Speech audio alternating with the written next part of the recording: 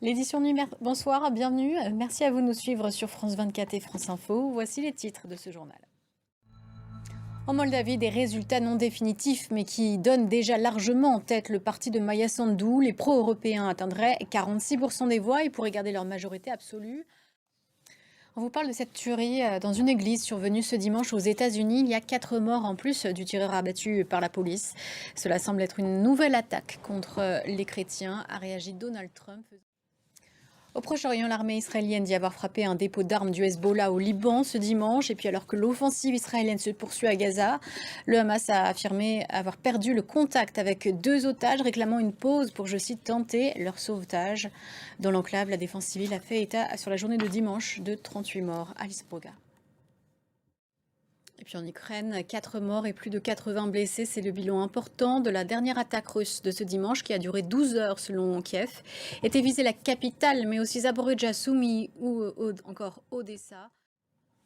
Politique française et la condamnation de Nicolas Sarkozy à une peine de prison de 5 ans fait décidément parler. Elle a entraîné ce dimanche la réaction du président de la République. Emmanuel Macron a tweeté sur la nécessité du respect de l'état de droit, de la présomption d'innocence et du droit de recours.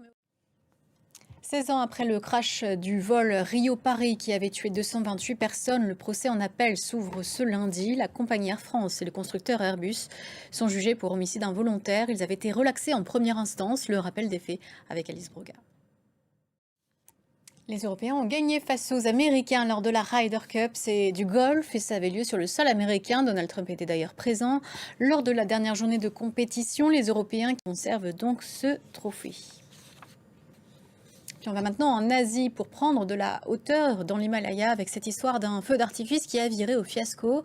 Censé être une opération de communication pour une marque de vêtements, rien ne s'est passé comme prévu.